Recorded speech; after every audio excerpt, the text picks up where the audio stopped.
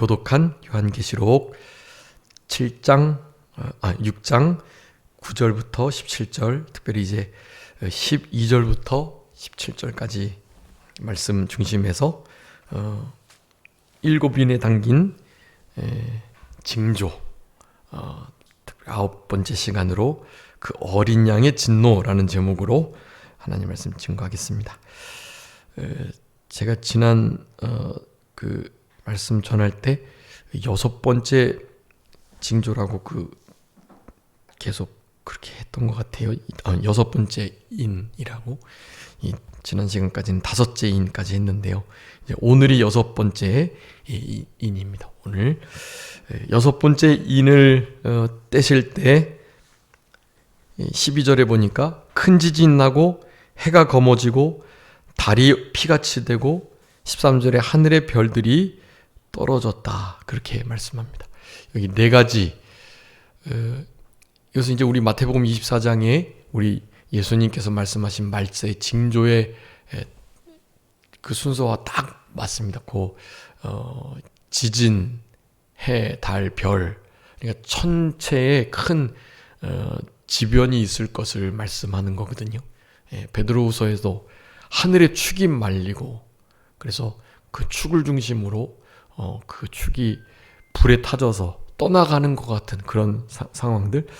그래서 사실 그게 정확하게 어떤 상태를 말하는지는 우리가 헬라어 히브리어 원어를 잘 살펴도 좀 명확하게 이해하기는 좀 어려운 부분입니다. 근데 중요한 것은 천재지변이 있고 특별히 천체에 크나큰 변화가 있을 것임을 말하는 거예요. 근데 그것은 이제 눈으로 나중에 보게 될 거고요. 현재 그것을 어떻게 적용하느냐, 현재 이것을 영적으로 잘 분별해야 합니다. 지진이라 함은 땅이 흔들리는 것을 말하는 건데요. 성경 여러 말씀에 스가랴, 요엘, 당연히 에스겔이나 예레미야, 이사야, 그리고 그런 말씀들 가운데 하나님의 진노와 하나님의 징계가 임할 때 특별히 지진이 있었음을 말씀합니다. 이 말세에 예수님의 재림이 이제 있게 될 건데, 그러니까 예수님의 재림 전 그 일이 있을 것임을 우리가 짐작해 볼 수 있는 현상이에요. 지진. 이 지진이 우리의 땅의 기초를 흔들고, 그래서 이게 땅이 투자할 곳도 또 땅이 사실 우리를 든든히 지지해주고 있는 것인데 그것이 부질없음을 그렇게 나타내 주시는 그런 표현이라고 할 수 있겠습니다. 그래서 우리 안에 좀 뭔가 믿을 만한 거, 지금도 그렇잖아요. 땅에 투자를 해서 땅값이 오르는 게 가장 큰 투자 방법 중에 하나잖아요.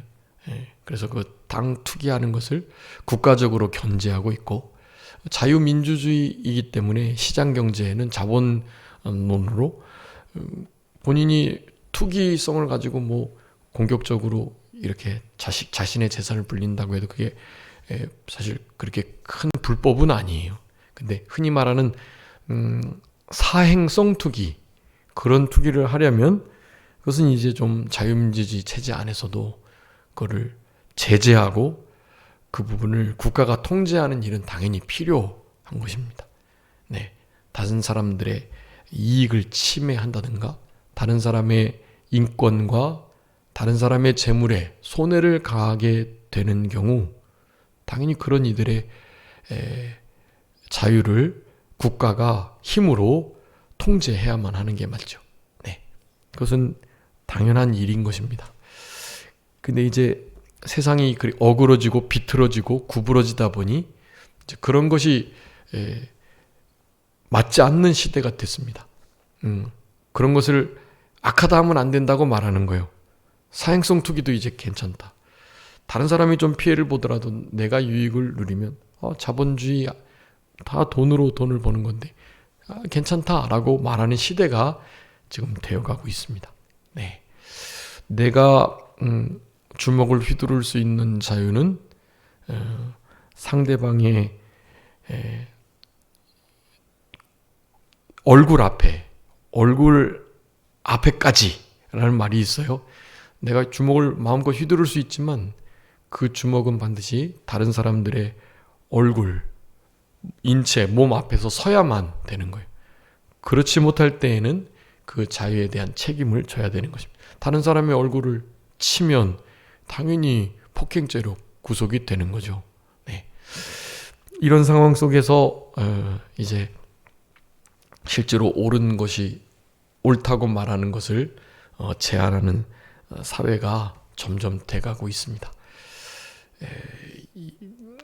하나님께서 말씀하신 불법이 성하는 세대예요. 불법이 점점 성행하는 세대, 그런 세대가 지금 되었습니다. 우리는 거기에 당연히 물들면 안 되고 그 세상을 반대 정신을 가지고 이겨야만 하는 거죠.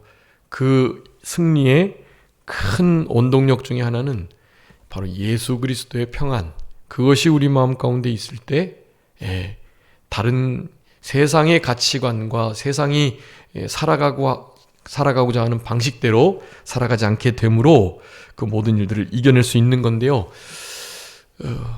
마지막 때에는 정말 악이 관영해서 예수님의 재림이 이루어지고 그런 일이 있기 전에 지진, 내가 믿던 그 지지 기반, 다른 것은 몰라도 이것은 너무나 확실하지 했던 바로 그것들이 이제 흔들리는, 일본 사람들은 지진이 많이 일어나니까 땅이 흔들릴 수도 있구나라고 생각할 수 있는데 우리나라는 지진지대가 원래 아니었기 때문에 지진이 잘 일어나지 않지만 이제 실제로 지진이 많이 일어나는 그런 때를 지금 보내고 있습니다.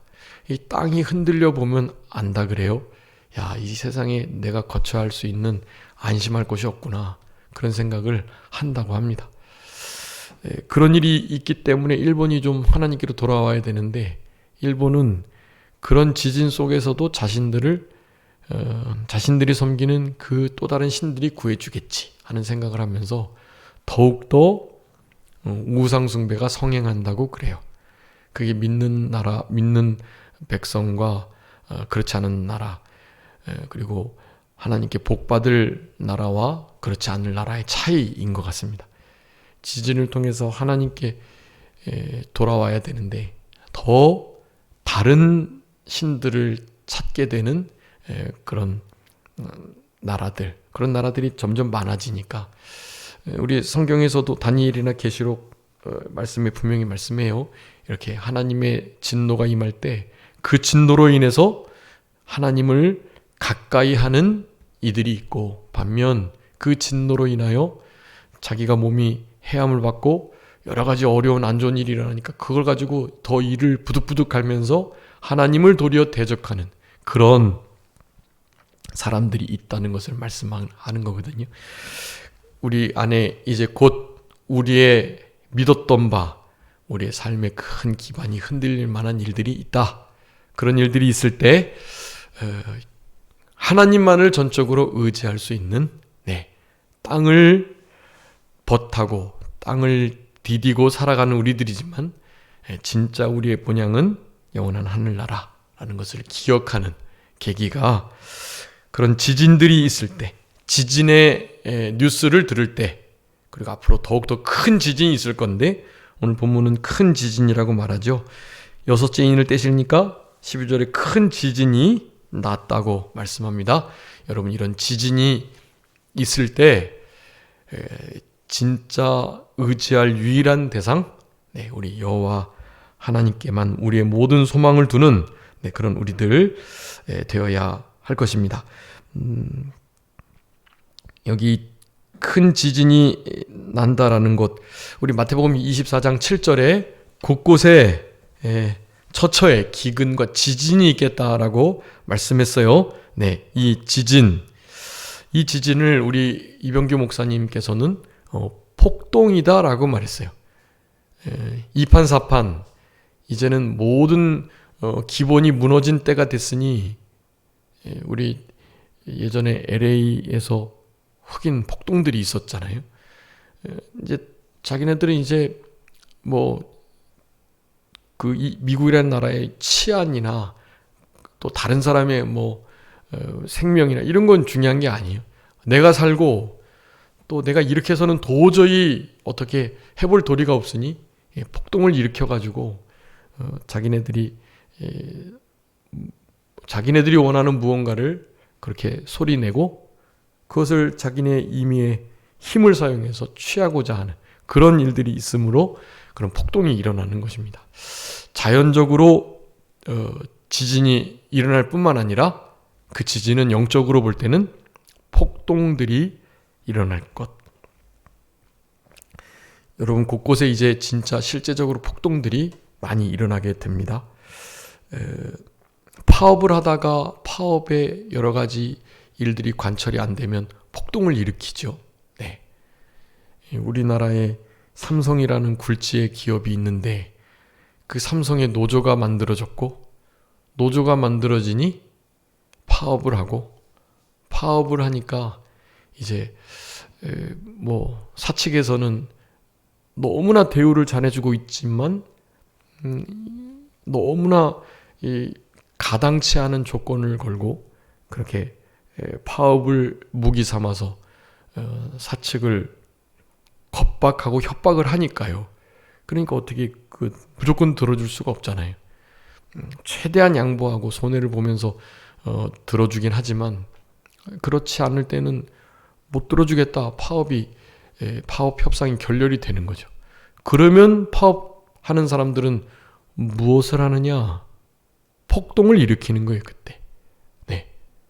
그래서 이렇게 안 해줄 거야? 그러면 내가 회사에 있는 모든 기물을 파손해버리고 너도 망하고 나도 망하고 망해보자. 죽기 아니면 살기로 너 죽고 나 죽자 덤비는 거예요. 네.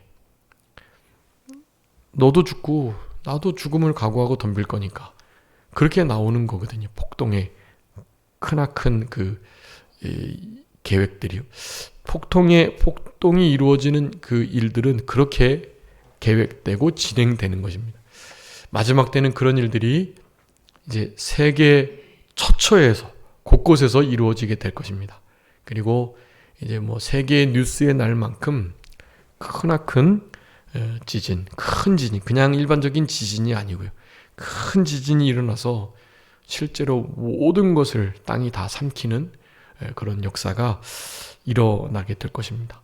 삼성 노조의 파업은 전 세계적인 뉴스로 다뤄지고 있어요. BBC, 뭐 NHK, 전 세계 모든 뉴스에서 다룹니다. 아니 이를테면 마이크로소프트나 구글이나 또 테슬라나 이런 기업들은 절대로 파업을 안 하거든요. 파업을 하면 궁극적으로 자기 자신들에게 손해가 된다는 걸 아니까요. 근데 우리나라는 파업하면 크나큰 이익을 받기 때문에 파업을 계속하는 거예요. 우리나라가 망하는 여러 가지 이유 중에 이 강성 노조, 네, 그리고 전교조, 네, 이런 것들이 있습니다. 그리고 당연히 종북 세력, 사회주의, 공산주의 사상을 이 땅에 실현해내려고 하는 그런 세력들이 우리나라를 망치고 있는 거예요. 네, 그 세력은 여러분들이 좀 잘 그렇게 분명히 기억하셔야 돼요. 이 강성 노조 그리고 교육을 담당하고 있는 전교조, 네, 이런 이들이요 실제로 우리나라를 좀 먹고 망하게 하는 것입니다. 하나님이 이런 도구를 쓰세요. 이런 도구를 사용하셔서 마지막 때에 영적인 폭동, 대지진을 아마 일으키시게 될 것입니다. 우리 삼성처럼 대우가 좋은 기업이 없어요. 파업을 해서 뭔가 시정이 되고 너무 노동을 이렇게 많이 하는데 이거밖에 돈을 안 주고 그럴 때는 그래도 균형에 맞게 임금도 올리고 그런 게 맞죠. 그런데 노조에 이렇게 가담한 사람들은요 다 억대 연봉이 넘어요. 그런 사람들이 돈을 더 달라고 파업을 하는 거예요. 그리고 이번에 이제 노동법 가운데 이 파업에 관한 법이 제정되면서 예전에는 파업을 했을 경우에 손해를 입혔을 경우 그것은 파업한 사람들이 주도적으로 책임을 지게 돼 있거든요. 지금 그 부분이 빠졌습니다. 전혀 책임지지 않아도 돼요. 이제는 그런 법이 제정되니 이제는 너도 나도 파업을 하면서 자기의 주장을 관철하려고 하는 때가 되었습니다. 물론 삼성 얘기만이 아니고요. 여러분 우리 안에 너 죽고 나 죽자, 나의 이익이 아니라면 너도 이익을 보지 마, 이런 태도가 어디서나 나타나게 돼요. 그게 오늘 본문의 6번째 인이 떼짐으로 첫 번째 나타나는 큰 지진. 여러분 이 지진은 가정에서, 교회에서, 사업체, 또 직장에서 다 일어날 수 있는 거예요. 이런 지진이 일어나면 이제 서로의 불신이 깨지고, 그리고 실제 균열이 가고, 그런 역사들이 나타난다. 그런 역사가 나타난다고 한다는 것을 통해서 우리가 무엇을 깨달아야 되겠습니까? 예수님의 재림, 주님이 이제 곧 다시 오실 것이라는, 우리는 그런 큰 지진 속에서도 다른 사람들을 진리의 말씀으로 경고히 붙들고, 다른 사람에게 우리의 신뢰할 만한 존재라는 것을 나타내주고, 다른 사람은 못 믿어도 그래도 저 사람 말은 신의가 있고 저 사람이라면 괜찮을 거야 하는 생각을 갖게끔 하는 거, 6번째 인이 떼지면서 큰 지진이 나타날 것이라는 이 말씀을 통하여 우리들에게 주시는 영적인 교훈이라고 할 수가 있겠습니다. 두 번째는 해가 검은 털로 짠 상복같이 검어졌다라고 말을 하죠. 당연히 이것도 마태복음 24장의 29절에 있는 말씀입니다. 해가 어두워지며 라고 말을 해요. 여기에 여기 총담이라는 개역 성경으로는 그렇게 돼 있는데, 총담, 해가 검은 털로 짠 상복, 여기 상복인데 총담은 이제 요 같은 개념인데요. 어쨌든 직조된 천이죠. 그 천이 이제 검은 것으로 되어서 상복으로도 될 수 있는 그런 것을 말하는 것인데요. 그래서 상복같이 검어진다, 총담같이 검어진다, 그런 의미의 단어입니다.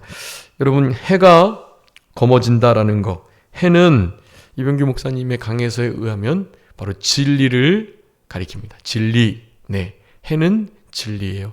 계시록에 우리 예수님께서 해를 입은 것과 같은 묘사를 하는 부분들이 나오는데, 진리이신 주님을 두르고 있는 것, 당연히 진리의 광채입니다. 해는 영적으로 진리를 나타낸다고 할 수 있겠습니다. 근데 그 해가 어떻게 됐다고요? 검어졌다라는 거예요. 당연히 해가 빛을 잃고 검어짐. 과학자들은 이 해가 실제로 어떤 동력이 있어가지고 그 동력이 계속 그렇게 소잔되기 전까지는 흔히 말하는 태양빛이 바래진다고 말을 하는데요. 당연히 이 해는 하나님께서 말씀으로 밝히신 불이기 때문에 소진되지 않아요. 그런데 하나님께서 당연히 심판을 드러내시기 위하여 그 일을 하시는 것입니다. 이것은 무슨 일식을 가리키는 것이 아니라 해가 그 자체가 빛을 잃어버리는 거예요. 이제 과학자들은 그것을 이제 자기네들이 예상했던 것처럼 그 태양이 열과 빛을 내는 그 원 동력이 되는 그 무엇, 그 어떤 가스가 다 소진이 돼서 이제 빛을 잃어버려서 자체적으로 식어진다, 이런 표현을 아마 쓰겠지만 아닙니다. 하나님이 말씀으로 태양을 붙들고 계시기 때문에 태양이 그렇게 끝까지 빛을 비출 수 있고 타면서 열을 낼 수 있는 그 에너지원을 우리 주님께서 말씀으로 계속 공급해 주시는 거예요. 그래서 태양이 그렇게 열과 빛을 내고 있는 것인데요. 하나님께서 그것을 거두시면 바로 심판이 시작되는 것이고, 하나님의 진리의 말씀이 곧 어두워지는, 검어지는, 더 이상 진리가 아닌 것이 되는 그런 시대를 하나님께서 주시겠다는 그런 말씀을 영적으로 이렇게 해석해 볼 수 있는 것입니다. 자, 그래서 이 해가 어, 흑암에 가리워져서 캄캄해지고 또 어두움이 온 땅을 지배하는 그런 형국을 우리 영적으로 해가 검어진다라고 그렇게 보면서 해석을 할 수가 있겠는데요. 한번 읽어봐 주세요. 이사야서 60장 2절. 이사야서 60장 2절. 보라, 어둠이 땅을 덮을 것이며 캄캄함이 만민을 가리려니와 오직 여호와께서 내 위에 임하실 것이며 그의 영광이 내 위에 나타나리니. 아멘. 어두움이 땅을 덮고 캄캄함이 만민을 가린다. 이 어두움과 캄캄함이 땅과 사람들을 덮고 또 가리고 한다라는 것은 실제로 빛이, 해가 더 이상 그 빛을 잃어버린 것을 의미하는 단어들인 거예요. 진리가 무시되고 진리가 짓밟히고 진리가 아무것도 아닌 것처럼 여겨지는 때가 되었다라는 것을 말하는 거예요. 그렇지만 그 여호와의 영광이, 여호와의 빛이 임한 자들이 있습니다. 네, 여호와의 영광이 내 위에 임하리니 우리가 그 빛을 발해야 할 빛의 자녀들, 빛의 사람들이라는 것입니다. 진리의 빛을 먼저 받은 자들, 그 진리의 빛을 받고 그 빛 가운데로 걸어가는 자들, 네, 그런 이들이 이 이사야 60장 2절에 있는 것처럼 어둠이 땅을 덮은 캄캄한 만민을 가리운 이런 상황 속에 유일한 희망이 되는 거죠. 출애굽기 10장에 보면 후반부에 9번째 재앙을 내리는 장면이 나옵니다. 9번째 재앙이 무슨 재앙이죠? 악도금의 흑장이라 그래서 피게이파 악도금의 흑장, 흑암입니다. 흑암. 네, 그 흑암을 마지막으로 이제 10번째 장자 재앙이 시작되는 거죠. 이 흑암은 장자 재앙을 위해서 그렇게 하신 거예요. 장자 재앙을 내려도 이게 제대로 그들의 마음이 변하지 않은 것을 우리가 볼 수 있잖아요.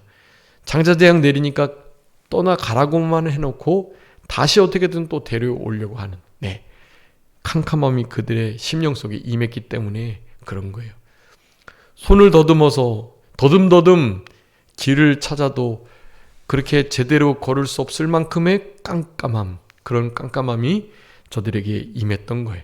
그런데 우리 이스라엘 백성들이 머물던 그 고센 땅, 거기는 당연히 빛이, 광명이 있었다라고 말씀을 합니다. 우리들이 그 애굽에 있었던, 고센에 있었던 이스라엘 백성과 같은 모습으로 이 땅을 살아가야 하는 것입니다. 여러분, 계속해서 어둠이 땅을 덮고 캄캄함이 만민을 가리우는 일들이 있겠지만, 여러분, 여호와께서 우리 위에 임하시고 그 영광의 빛이 우리 위에 나타남으로, 베드로서에 보면은 하나님의 이 영광의 빛은요, 고난받는 자들 위에 임한다고 그랬어요. 우리 안에 고난을 받고 고난을 당하는 이들을 하나님이 위로하시면서 우리들에게 임하여 주시거든요. 우리는 그 고난 후에 맞게 될 영광의 말할 수 없는 그 중한 참된 크나큰 상급, 그 상급을 우리는 바라보면서 그 상급을 이미 받은 자로 이 땅을 살아가며 이런 이들에게 이런 진리의 빛을 나타내 주셔야 된다라는 것입니다. 진리가 실제적으로 그 빛을 잃고 진리의 빛을 더 이상 발할 수 없는 그와 같은 때가 오게 될 것을 해가 검은 털을 짠 상복과 같이 검어진다라고 표현하고 있습니다. 실제로 천계가 그렇게 어두워져서 태양이 그 빛을 잃는 그런 때가 올 수도 있다는 것, 그것을 우리는 생각하셔야 되겠습니다. 이제 세 번째는 달이 온통 피같이 된다라고 말을 하고 있습니다.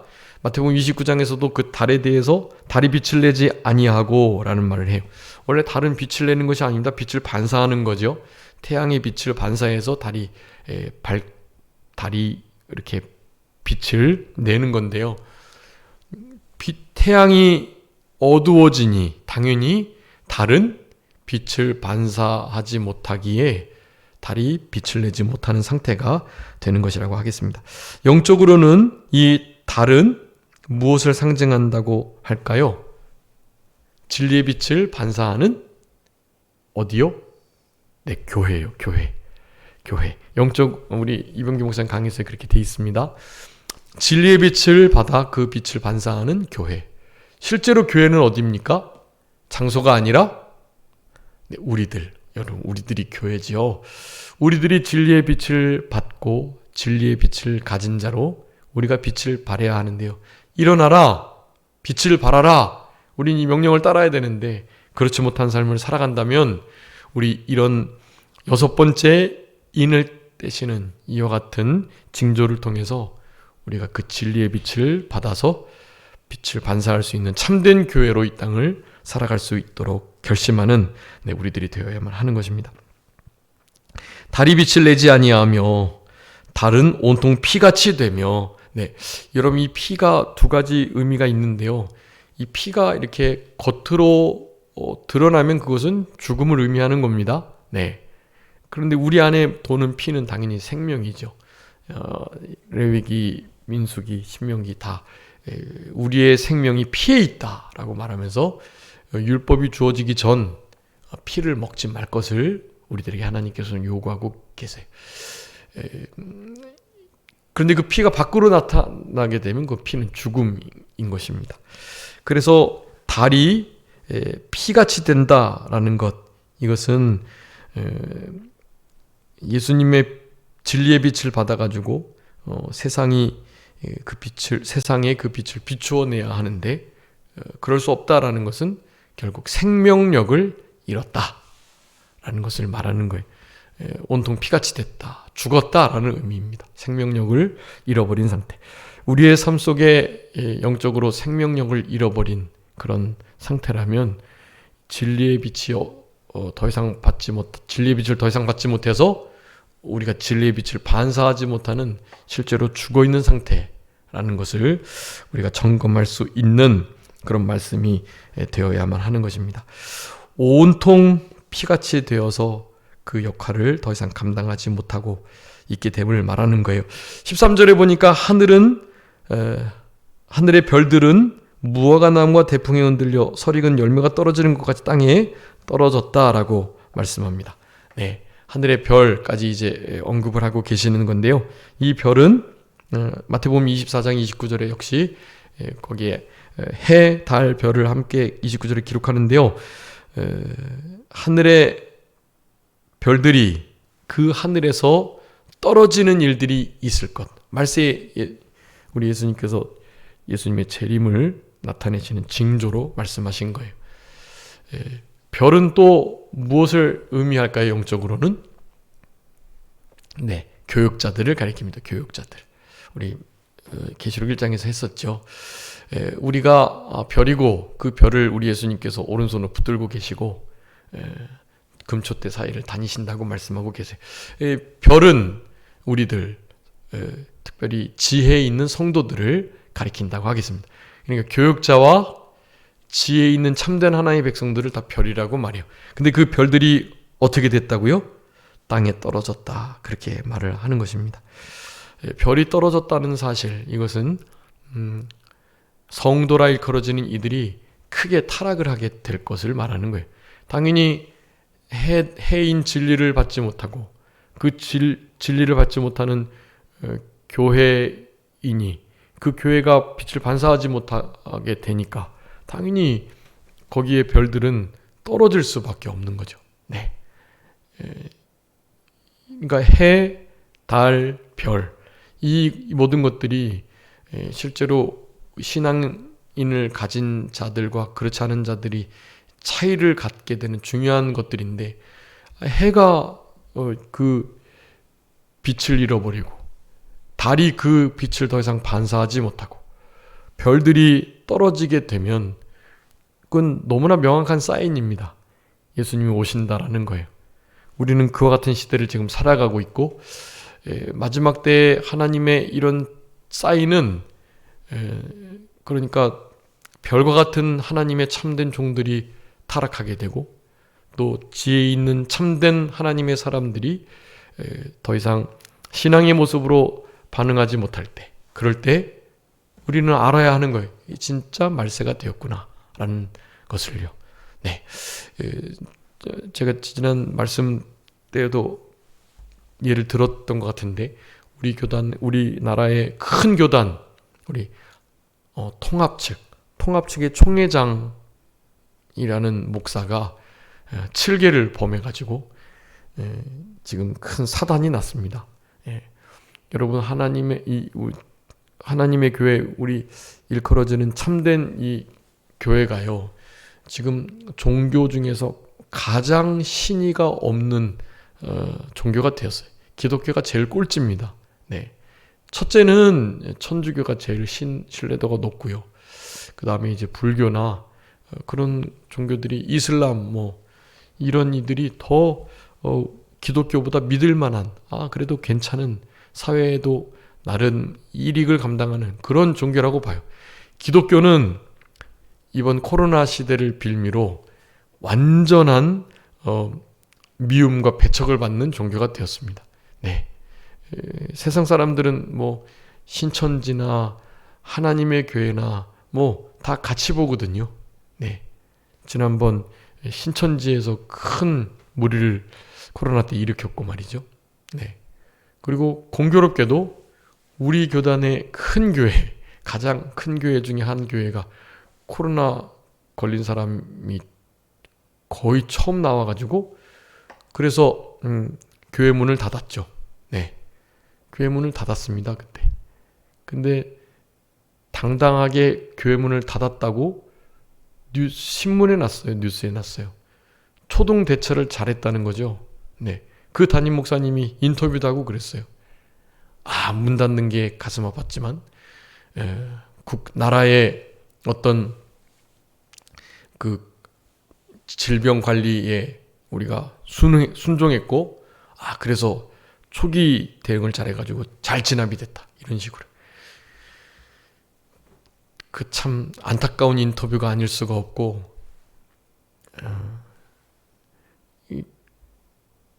교회 문 닫았다고 세상 사람들이 잘했다는 칭찬에 으쓱 할 수 있냐 말이죠.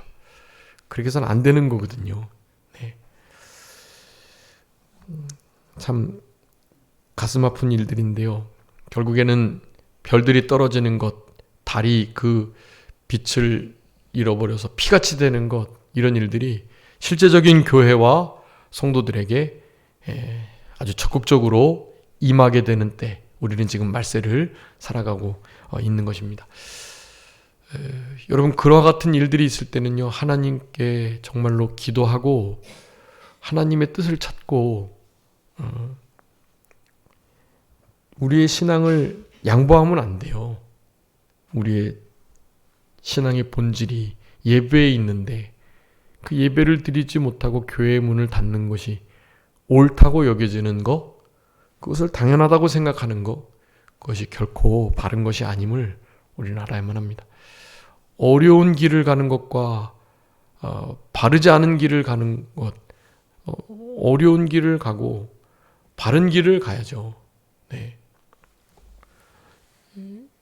바른 길을 선택하고 또한 어려운 길을 선택하는 것이 하나님의 뜻에 가깝다고 할 수가 있겠습니다. 우리 하나님의 종들뿐만이 아니에요. 지혜로운 성도들, 참된 하나님의 백성들도 그렇게 타락을 하게 될 것을 그렇게 말씀하는 것입니다. 이 별과 같은 존재, 별과 같이 빛날 존재들, 우리 다니엘 12장에 이렇게 말씀해요. 한번 읽어봐 주세요. 다니엘 12장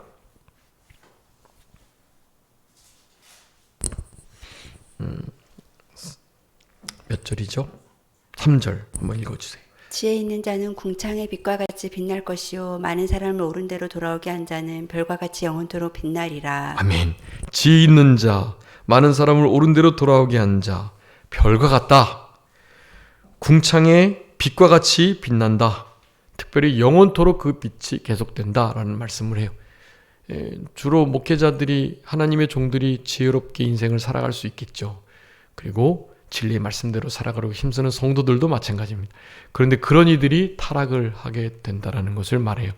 여러분, 이런 일들이 일어나고 있고 이런 징조가 보일 때 우리는 그곳에서 영적인 사인을 받아야 합니다. 우리 교회가 또 내가 그리고 진리가 그렇게 공격받고 어두움에 덮여 무너지지 않도록 특별히 폭동이 일어나고 지진이 우리의 삶을 흔들어도 믿음에 굳게 설 수 있는 우리들이 될 수 있도록 힘써야 되겠습니다. 이런 때를 어떻게 살아가야 될까요? 한번 읽어봐 주세요. 베드로후서 3장. 베드로후서 3장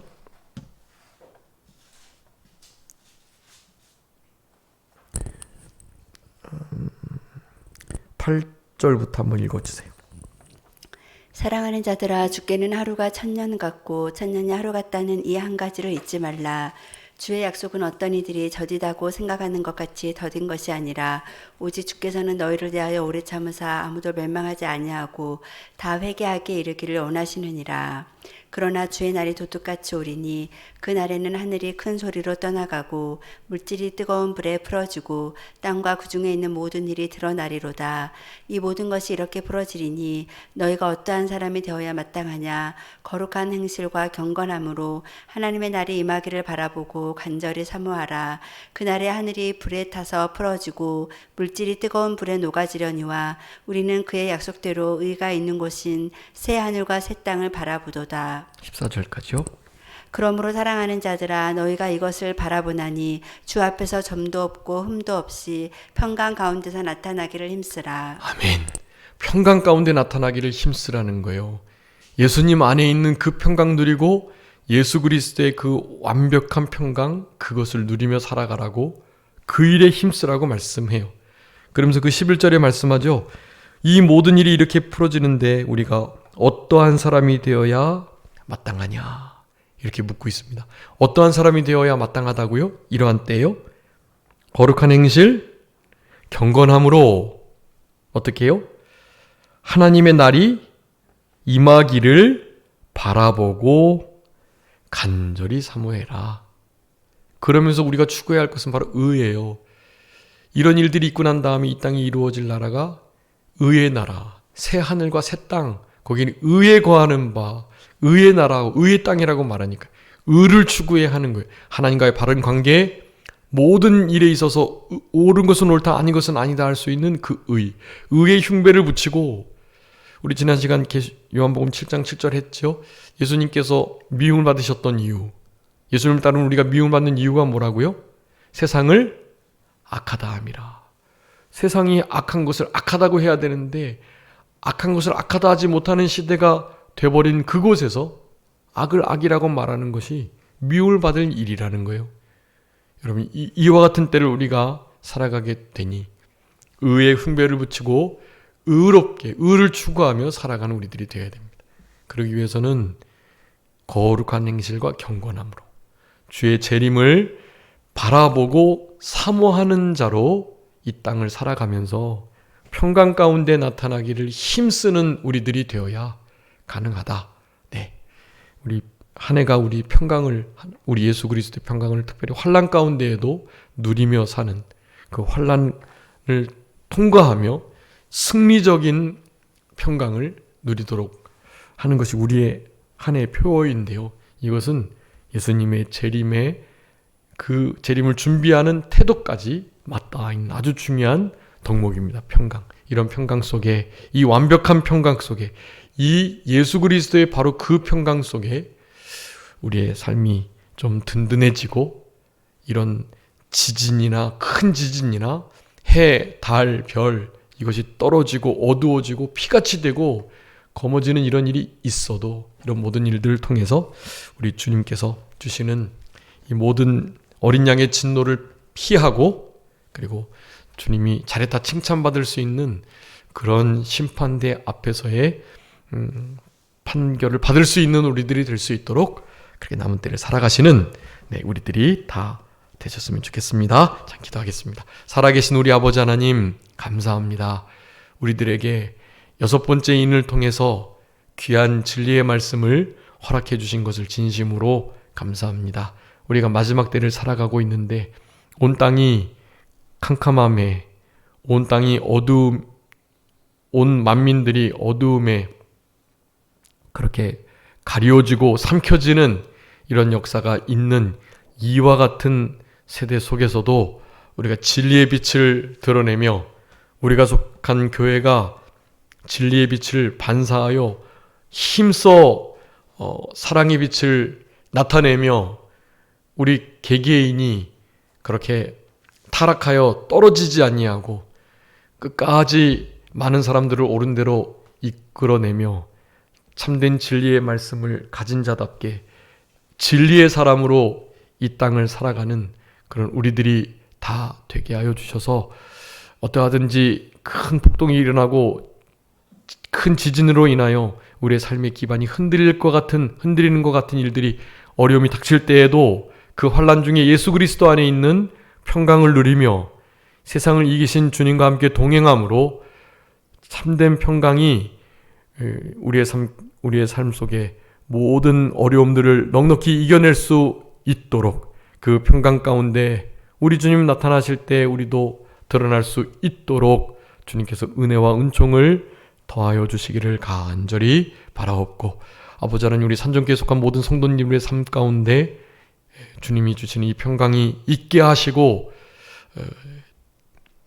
영육간에 건강 주시고 아프시지 않고 행복하고 기쁨으로 즐거움으로 신앙생활 감당해낼 수 있도록 하나님께서 은혜를 베풀어 주시옵소서. 아버지 하나님 특별히 아프신 성도님들 주님 불쌍히 여겨주시고 특별히 오늘 김효 성도님 이렇게 수술 받으셨을 건데 우리 주님께서 수술 잘 치료될 수 있도록 회복되어서 온전케 되실 수 있도록 아버지 하나님 은혜를 베풀어 주시옵소서. 또 우리 교단에 이렇게 수술을 앞둔 오늘도 수술하신 우리 목사님들도 계신데 하나님께서 여러 가지 모양으로 어려움을 당한 우리 목사님들과 성도님들께 하나님께서 크신 은혜와 복으로 영육간의 강건함으로 늘 같이 해주시기를 간절히 바라옵고 우리 사공 집사님 하나님께서 붙드셔서 끝까지 믿음으로 하나님 앞에 살아가실 수 있도록 주님께서 은총을